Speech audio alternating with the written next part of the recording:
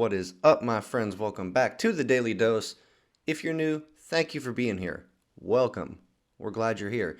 So today we are going to be looking at 1 Thessalonians chapter 5 in our summary for today, which is day number 327 in our Bible reading plan, right?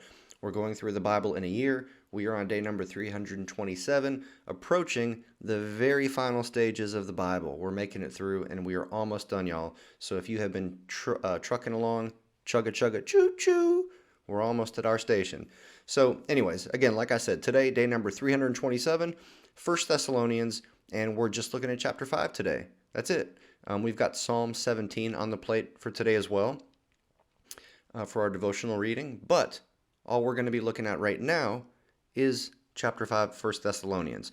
Okay, as I mentioned when we were going through some of the stuff yesterday in chapter 4 of 1 Thessalonians, there is some talk here about the end times, about the day of the Lord.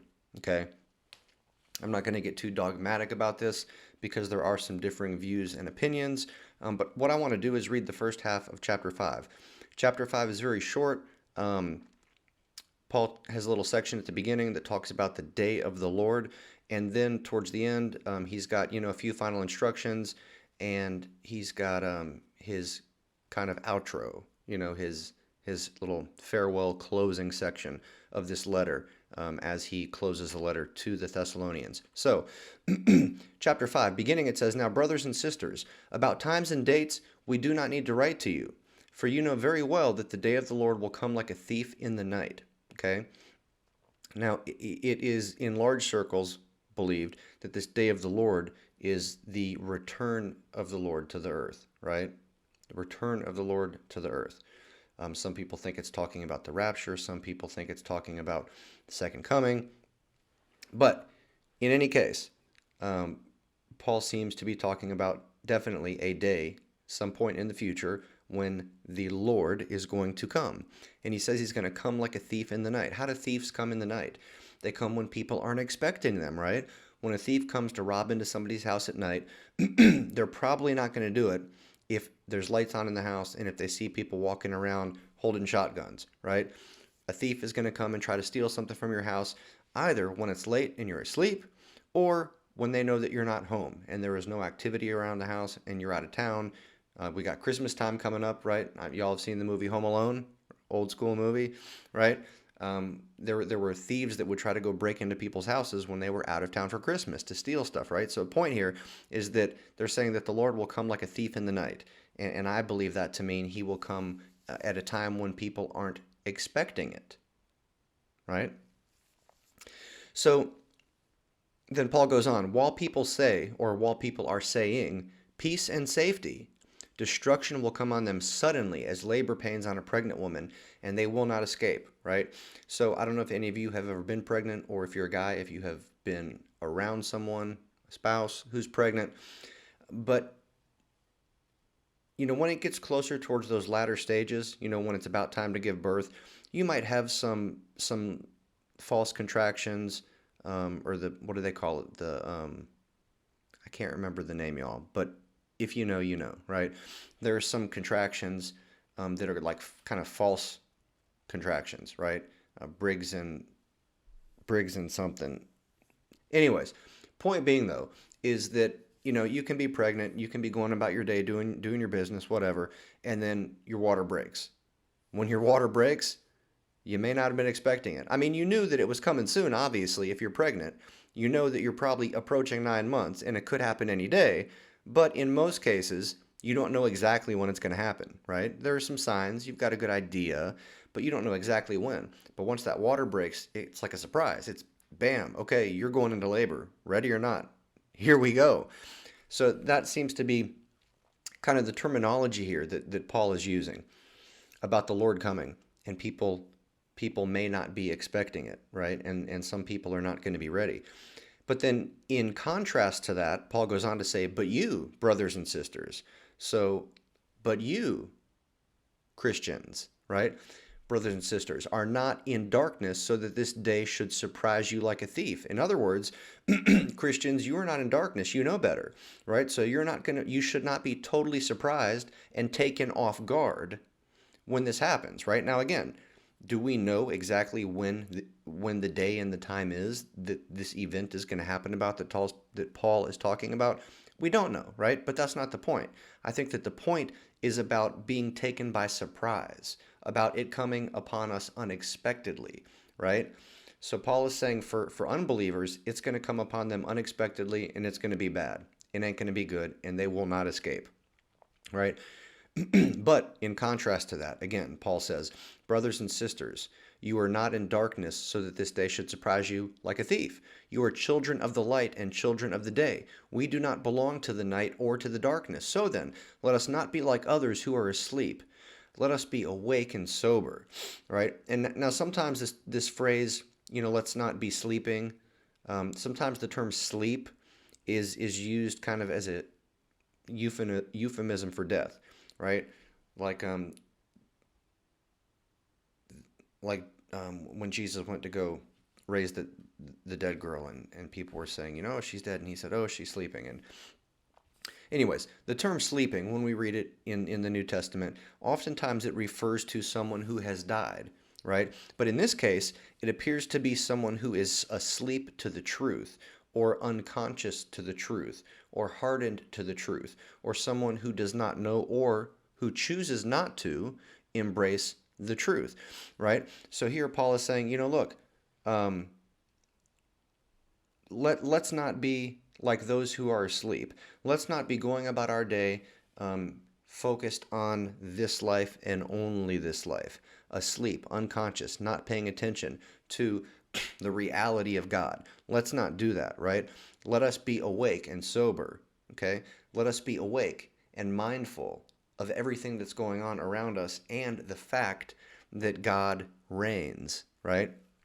And then Paul says, for those who sleep, sleep at night, and those who get drunk at night. But since we belong to the day, let us be sober, putting on faith and love as a breastplate, and the hope of salvation as a helmet. God did not appoint us to suffer wrath, but to receive salvation through our Lord Jesus Christ. Did you notice that? God did not appoint us to suffer wrath. He appointed us to receive salvation. Who is Paul giving the credit to for salvation? For bringing a person to salvation? God, right? Paul did not say, we chose to receive salvation, right? Although there is truth to that for those of us who are believers. But Paul says that God appointed us or elected us. You follow me there? Paul appointed us or elected us. Okay? Not to suffer wrath, but to receive salvation. So what's interesting also here is if you look at the other side of the coin, it appears that Paul is saying, look, God did appoint some people to suffer wrath, not us. He appointed us to receive salvation through Jesus. But apparently some people God appointed, he made the choice for them, in a sense, to suffer wrath. Am I just missing it here? Or does that seem to be what Paul is getting at, right? But then Paul closes this section by saying, he, Jesus, died for us so that whether we are awake or asleep, we may live together with him. And I'm presuming there that he means whether we are awake, like alive in the flesh, or whether we are asleep, like we've died, we've passed on, we're on the other side of the grave, right? Either way, we may live together with him. Therefore, so because of all of that we just talked about, encourage one another and build each other up, just as in fact you are doing. Okay? And again, there's more. Well, what is encouragement, right? Encouragement, if I had to define it in my own words, I would say encouragement is giving someone an affirmation or pushing them along, helping them to press along, trying to motivate them to continue on in a certain area, right? If if you have a child and your child is learning how to play sports, play soccer or baseball or play piano or play with Legos or walk, whatever your kid's learning how to do. If your kid is starting to do something, you encourage them, right? Isn't that normal and natural? Assuming they're not trying to do something dangerous, right? But you say, yeah, you got it, honey. Just a couple more steps and you will have made it all the way across the living room, walking. Or, yeah, hey, honey, you're doing great on the piano. Just try to hit those chords, a little bit more accurately, right? You're doing so good, though. Keep it up. Encouragement is exhorting someone to keep going in the direction that they're already headed. And here we see that. Paul says, therefore, encourage one another and build each other up just as in fact you are doing, right? So Paul's encouraging them to keep encouraging others in the same way that they've already been doing.